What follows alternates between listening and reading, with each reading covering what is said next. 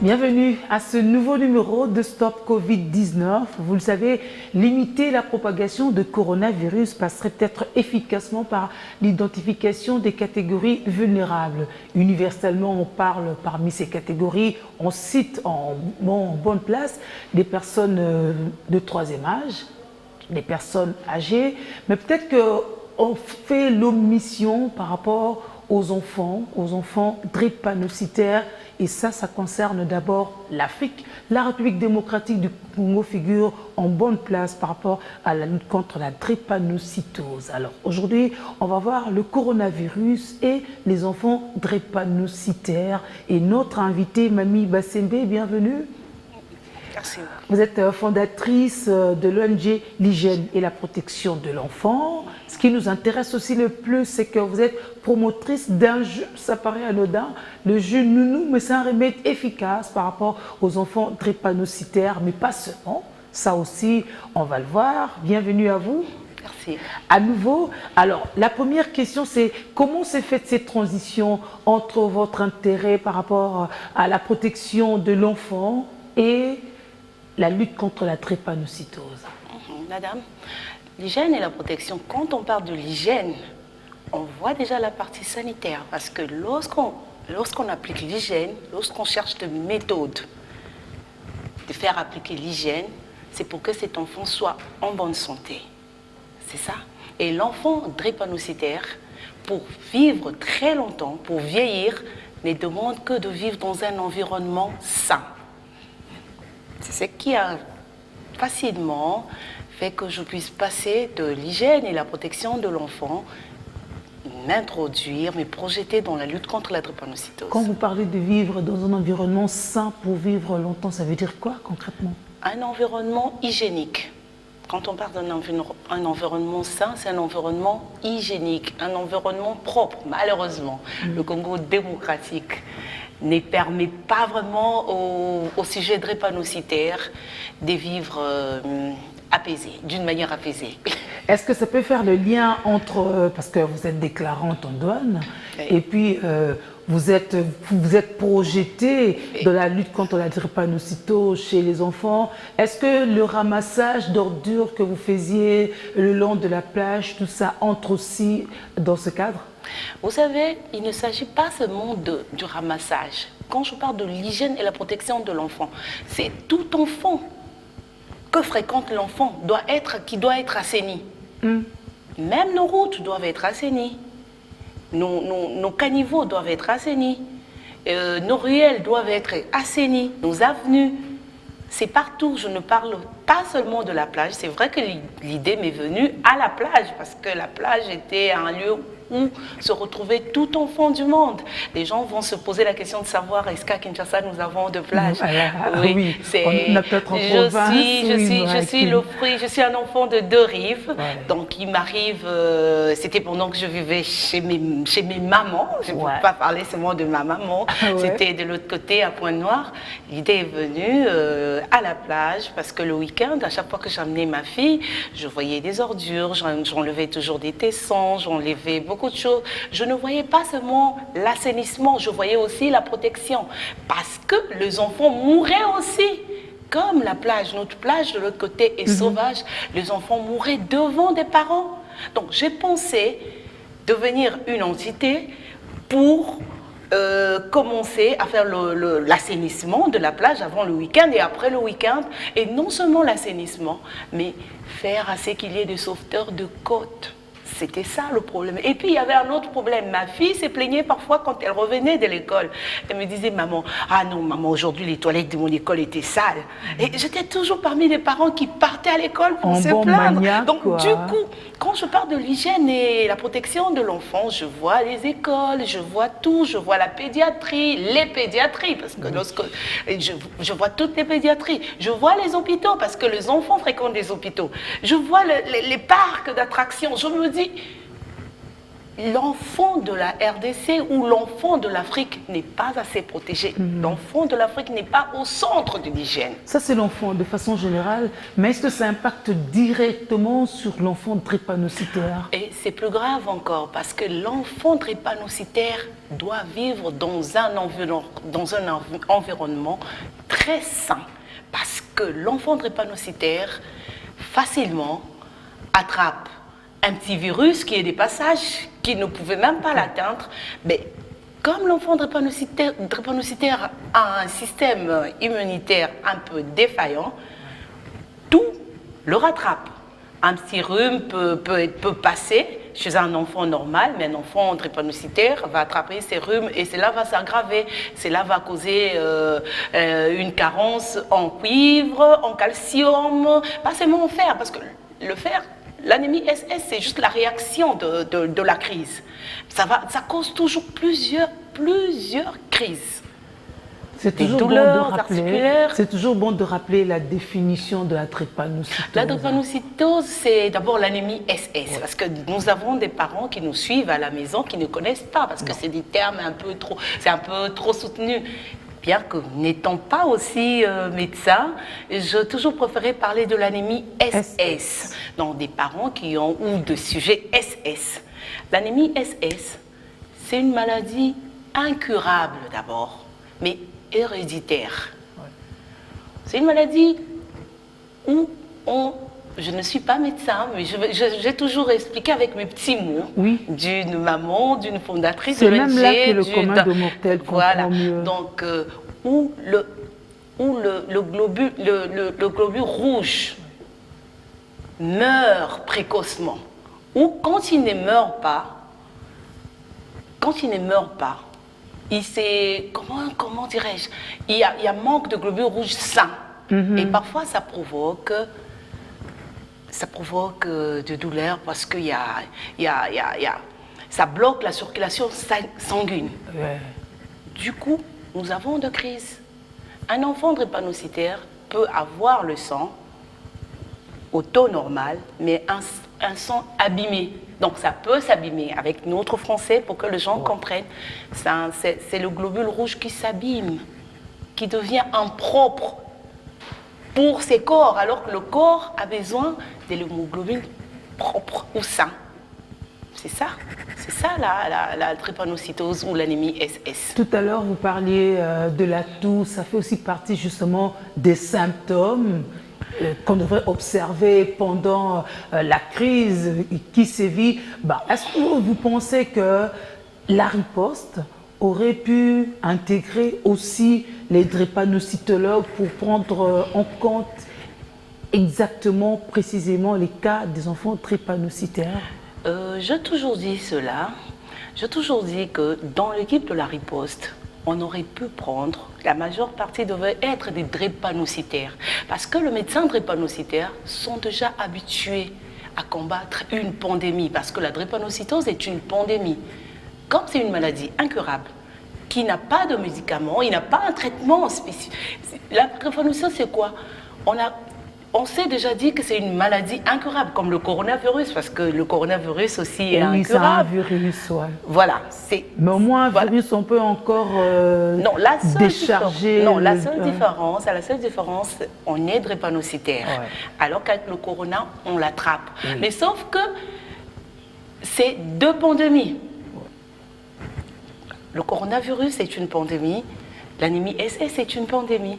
Concentrée en Afrique. Pour combattre une pandémie, il faut déjà prendre les personnes qui ont l'habitude de combattre une autre pandémie, parce que les enfants drépanocytaires doivent être pris en compte.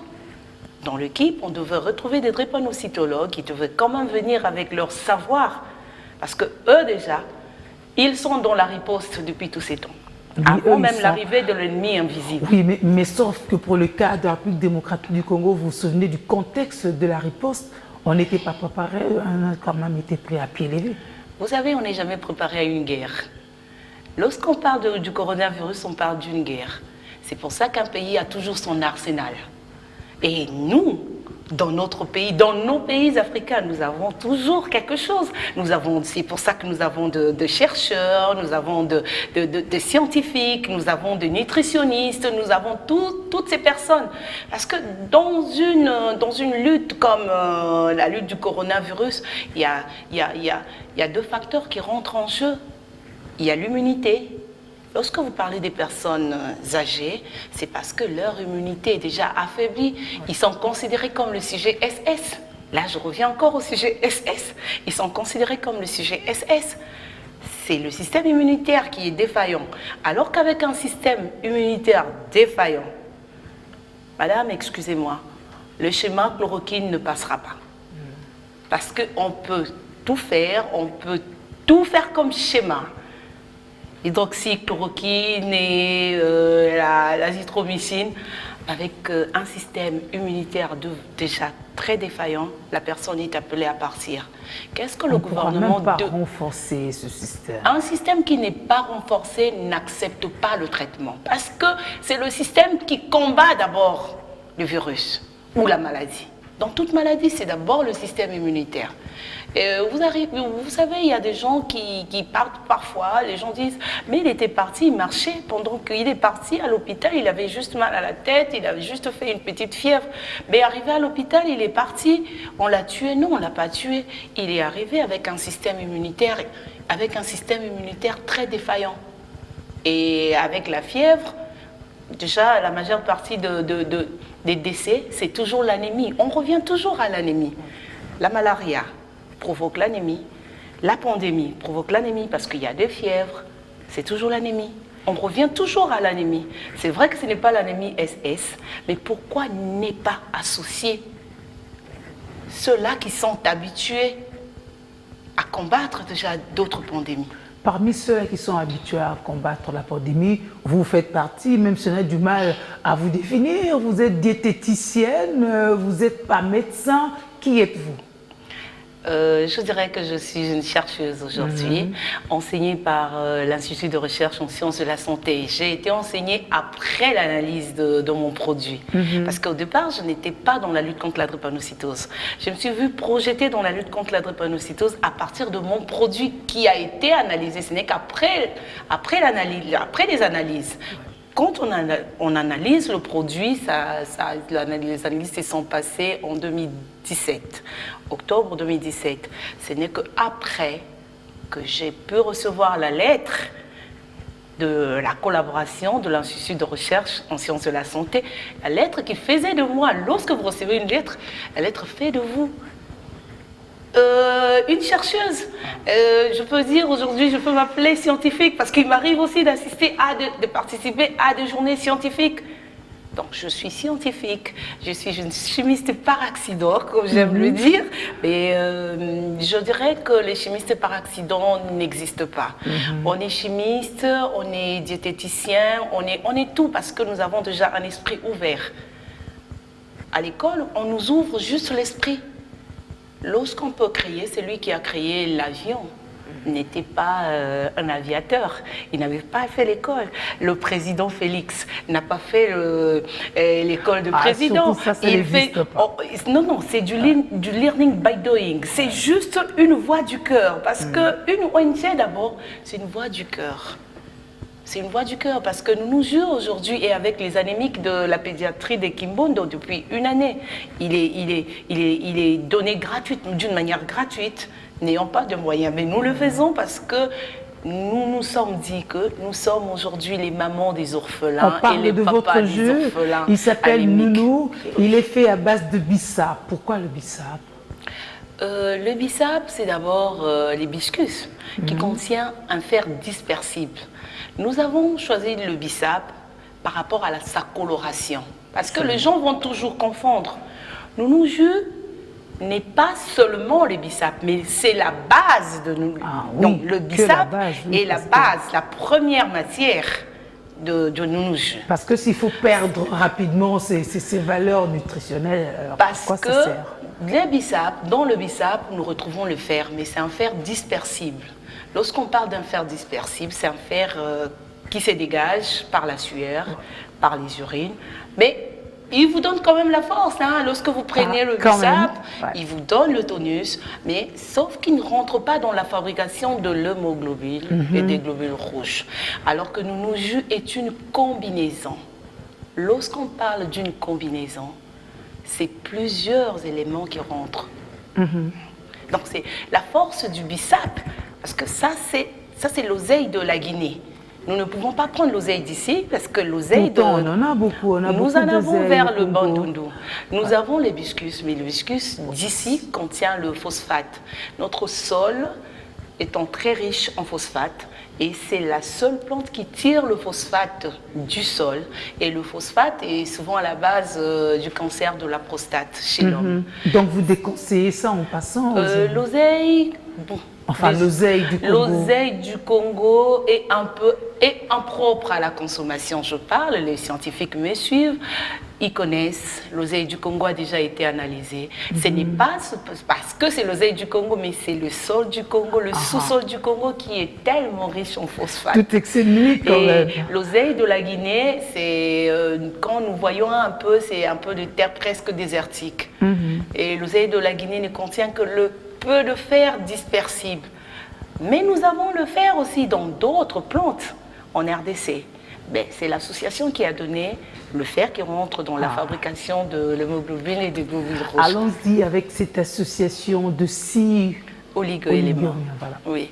Dans nos jus, nous avons les fers, nous avons le potassium, nous avons le calcium, nous avons le cuivre, nous avons le zinc et le manganèse.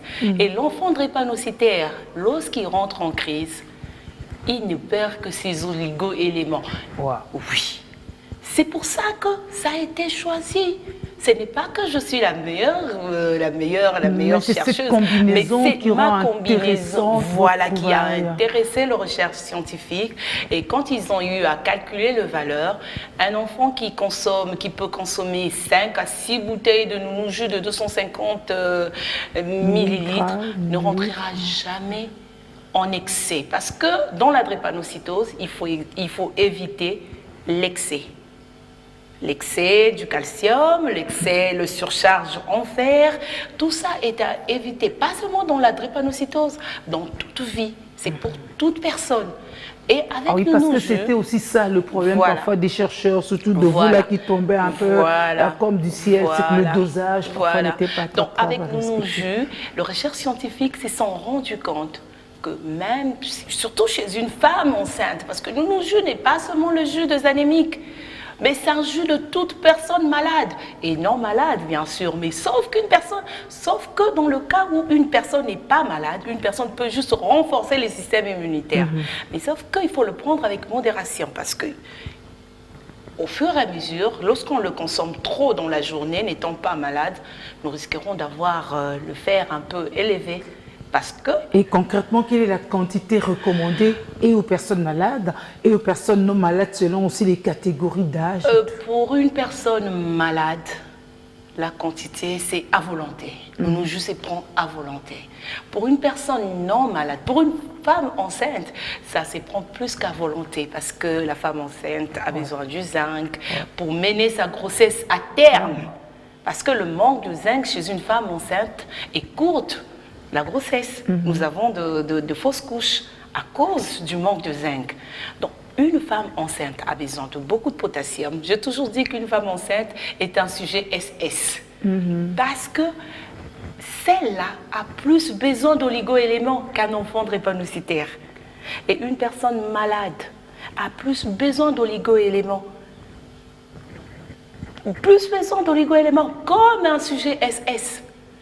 Du coup, ces jus vient à pic. Donc, c'est un jus qui tombe bien. Donc, c'est vraiment une riposte. Ce n'est pas un antivirus, madame. C'est juste une riposte contre le coronavirus, contre les autres pandémies, même la malaria. C'est vraiment parmi les mesures de la riposte. Est-ce qu'on peut aller dans les détails par rapport à vos oligo-éléments? Justement, vous parliez du fer, du calcium, de zinc, manganèse, cuivre, potassium, cette fois-là, de façon un peu plus ordonnée. Vous savez, madame, le potassium assure le bon fonctionnement des organes. Le cœur a besoin du potassium. Et je reviens toujours au sujet SS. Les sujets SS font parfois des arrêts cardiaques, ils font des AVC. Et le potassium est capital pour le sujet SS. Il y a le potassium, il y a le zinc. Le zinc, par contre, améliore la fertilité chez l'homme. Un homme stérile En fait, Dieu n'a pas envoyé des stériles, hein. Il n'a pas envoyé d'hommes stériles. Un homme en mal. Voilà, en mal, voilà, peut se voir très fertile par rapport à la prise de nos jus. C'est là aussi est conseillé. Le cuivre, c'est le sujet anémique. Vous savez, le cuivre entretient le cartilage et protège l'os. Le calcium solidifie le squelette, nos dents et joue sur la tension artérielle.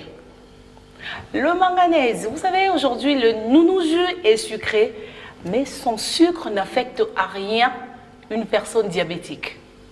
Parce que dans le nounou jus, il y a la production de l'insuline. C'est un sucre mort avec le manganèse. Nous avons des antioxydants. Nounou jus encore, dans le zinc, vous retrouvez l'actif pour faire pousser les cheveux, la peau, oui. Donc, dans ces oligo-éléments, vous avez tout. C'est une réponse à beaucoup de choses. Ok, c'est une réponse à beaucoup de choses. Et tout ce qui est dedans, c'est ce que nous pouvons boire et manger. Voici justement ce qui fait que on ne s'expose pas à des effets secondaires. Rassurez, selon les tests et tout. Pas du tout. Par contre, c'est un jus qui doit aujourd'hui rentrer dans nos habitudes. Dans vos habitudes, à vous, parce que vous recevez plusieurs personnes, dans les habitudes des personnels soignants, dans les habitudes des les écoliers vont, et les écolières vont repartir à l'école. C'est vrai qu'avec le pic, on veut que les enfants repartent à l'école, mais il faut faire repartir les enfants à l'école avec nos jus. Nous devons quand même faire entrer, laisser entrer. C'est vrai que le Made in Congo n'intéresse pas trop le Congolais. Le Congolais ne sont pas accros au Made in Congo. Ben, je demanderais un peu aux Congolais d'avoir l'esprit de l'expérimentation. Parce que c'est ce qui manque au Congo. L'expérimentation. Même l'État congolais n'expérimente pas la créativité congolaise. Est-ce que vous pensez peut-être pas que c'est parce que c'est peut-être question de crédibilité quelque part. On s'est dit, bon, celui-là, il tombe d'où? Quelle expérience il a sur ses épaules et tout, oui, pour qu'on puisse se fier à lui? Vous savez, madame, pour avoir de l'expérience, c'est une main qui doit vous soutenir. Nous commençons. Quand est-ce qu'on dit d'un produit qu'il est bon? Je vais vous donner un simple exemple. Vous allez me dire que c'est parce que c'est chez mes mamans. Le même produit est parti au Congo-Brazzaville. Nounou Jus a vu le jour ici à Kinshasa, analysé à Kinshasa. Il est reparti au Congo-Brazzaville. En don, bien sûr, nous avons fait un don. Qu'est-ce que le Congo-Brazzaville a fait? Le Congo-Brazzaville a expérimenté. Vous nous avez dit que nous renforçons les systèmes immunitaires. Qu'est-ce que le Congo-Brazzaville fera? Il a expérimenté, il a isolé 50 cas, 50 patients anémiques. J'ai les rapports dans mon sac. Il a expérimenté pendant les fortes crises, pendant les crises moindres et pendant... Temps normal. Voilà. Et il a été en mesure de faire un rapport en moins de 6 mois. Alors qu'au Congo-Kinshasa, on préfère que les choses se consomment, bien que analysées, mais vous allez me dire que le Congo démocratique manque de moyens de faire assez que l'artisanat passe à l'industriel. Non, c'est la volonté. C'est la volonté. Alors qu'aujourd'hui, au Congo-Brazzaville, je suis en mesure d'ouvrir plusieurs points de vente. Alors, pendant qu'à Kinshasa, nous ne se vendons qu'au Centre national de médecine mixte et de l'anémie SS, Mabanga. Je ne sais pas si vous connaissez Mabanga. Voilà, à Yolo Sud. Je n'ai qu'un seul point de vente. C'est quand même un centre de référence par rapport à la vous savez, c'est la disponibilité. Lorsqu'on nous demande de rester chez nous, et si nous étions disponibilisés dans toutes les communes, dans tout le quartier, mais les gens pouvaient aussi rester chez eux, ça pouvait leur vraiment aider à rester chez eux. Mais les gens ne restent pas chez eux parce qu'ils doivent faire de longues distances pour venir trouver, parce que des gens qui connaissent, nous juste fait parler de lui. Est-ce que finalement les gens ne disent pas, on cherche le jus des anémiques? Ah oui, mais attendez, ça se vend lorsque chez eux. Vous allez... Voilà, aujourd'hui, ce n'est que des anémiques, et des anémiques qui se soignent à Mabanga, qui connaissent ou qui regardent la télé, parce que je suis souvent sur des chaînes. Mais beaucoup de personnes ne connaissent pas parce que l'État ne soutient pas les initiatives privées. Alors que ces initiatives peuvent donner de l'emploi, peuvent faire entrer les devises dans le pays. Ben, l'État congolais ne sort rien, nous ne vendons rien parce que nous ne soutenons pas les initiatives privées. Avez-vous fait le pas d'aller aussi voir le comité multisectoriel de riposte? Parce que si c'est un jeu qui peut renforcer le système immunitaire, peut-être qu'on pourrait aussi prendre ça en compte.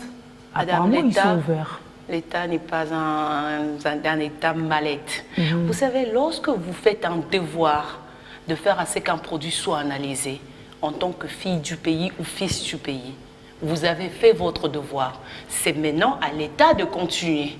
Ce n'est plus à nous de faire des correspondances comme les gens le disent souvent. J'ai écrit à tel ministre. Non, c'est au ministre de faire la continuité. Quand il arrive, il doit regarder ce qu'ils ont dans leur cuisine. Qu'est-ce que nous faisons, nous les mamans, avant de faire la cuisine?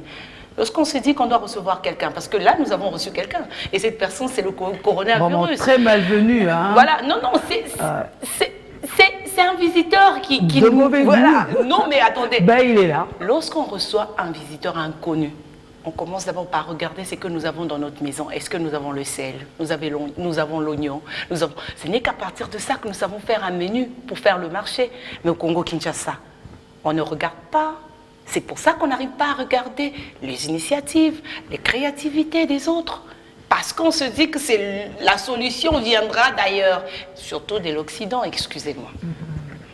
Ok, mais alors, en attendant qu'on arrive à l'industrialisation, chose à quoi vous avez peu de foi quand même, vous avez peu de foi en ça, mais alors, qu'est-ce qui peut être faisable? Qu'est-ce que vous recommandez à ceux qui vous suivent, à ceux qui ont l'occasion, l'opportunité, disons-nous, de vous écouter? Est-ce que par rapport aux faits maison, aux cuisines de grand-mère, par exemple, il y a des choses, des médicaments, à quoi, des oligo-éléments à quoi ils peuvent recourir pour faire à peu près quelque chose de similaire en attendant? Non, en attendant, d'abord, c'est les mesures barrières.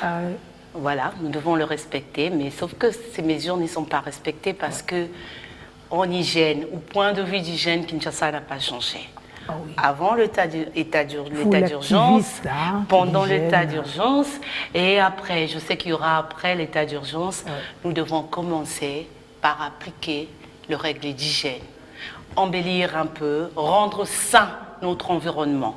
Parce que le virus siège dans le saleté. Parce qu'à Kinshasa, la saleté pousse comme des fleurs. Et nous sommes habitués. Nous vivons avec la saleté à Kinshasa. La saleté ne dérange pas. Il semble que ça crée aussi une certaine immunité. Ça ne nous dérange pas. Quand ça nous tue. Ne vous en faites pas. Microbe. Le mbassou est un microbe. Mais la personne quinoise ou congolaise se dit toujours non, non, babwa ke la kango. Alors que mbassou babwa kakayango te mbassou fanda kanabama ya saleté. On pouvait aussi se dire désormais, chaque foyer, chaque maison doit dorénavant avoir un puits perdu, une fosse septique obligatoire, qu'on ne voit pas l'eau sortir d'une maison. Voilà. On pouvait aussi se dire, les ordures... Il faut qu'on finisse chez un collecteur. Non, vous savez, un puits perdu, parfois on n'a pas besoin du collecteur. Oui, parfois. Oui, parfois on n'a pas besoin de collecteur avec le puits perdu. Si on peut d'abord instaurer cela dans nos habitudes, avant de construire, tu dois te dire que je dois construire un puits perdu. L'État peut se dire, peut voter cette loi. La construction doit être vue par un agent de l'État. Ah, madame, vous avez commencé par un puits perdu, il y a déjà la construction de votre... Voilà, on vous autorise maintenant à construire votre maison. Mais qu'est-ce que l'État prend comme mesure? C'est des mesures barrières, lavez-vous les mains. Il n'y a même pas d'eau à Kinshasa, dans mon quartier, je n'ai pas d'eau. Donc j'ai perdu l'habitude de me laver les mains. Heureusement qu'il y a nos jus pour renforcer mon système immunitaire. Alors votre dernier mot et votre numéro de contact? ou lieu fixe en attendant? Oui, ben, je suis au 082 52 98 807. Et pour avoir le jus nounou, il faut vous rapprocher du centre de médecine mixte et de l'anémie SS, juste au triage. Le triage, c'est la salle d'attente. Vous arrivez au portail, vous dites que vous allez acheter le jus nounou, c'est autorisé. L'entrée est autorisée pour les acheteurs de nounou jus et c'est au triage. Dès que vous entrez, vous verrez la pharmacie nounou jus. Il n'y a que 2 pharmacies. La pharmacie de l'hôpital et la pharmacie nounou jus. Chers compatriotes, s'il faut bien parler, essayez d'expérimenter le produit, le Made in Congo, pour donner la chance à ce que nous puissions aussi avoir de l'exportation. Parce que le Congo n'exporte que le bois. Voilà. Donnez la chance parce que vous allez vous prévenir vous-même, renforcer votre bagage immunitaire, demeurer en bonne santé, créer aussi de l'emploi. Ça vaut la peine. C'est un rendez-vous donnant. Gagnant, n'est-ce pas, Mamie Bassembe? Merci et bonne chance. C'est moi qui vous remercie. Beaucoup de merci courage. Beaucoup. Prenez soin de vous, trouvez de l'eau pour vous laver les mains, votre masque, j'ai perdu l'habitude. Et votre solution hydroalcoolique. Madame, messieurs, c'est ici qu'on marque un stop à ce Stop Covid. Prenez soin de vous. N'hésitez pas de faire des expériences telles qu'on vient de développer tout à l'heure. À très bientôt sur Biwan. Au revoir.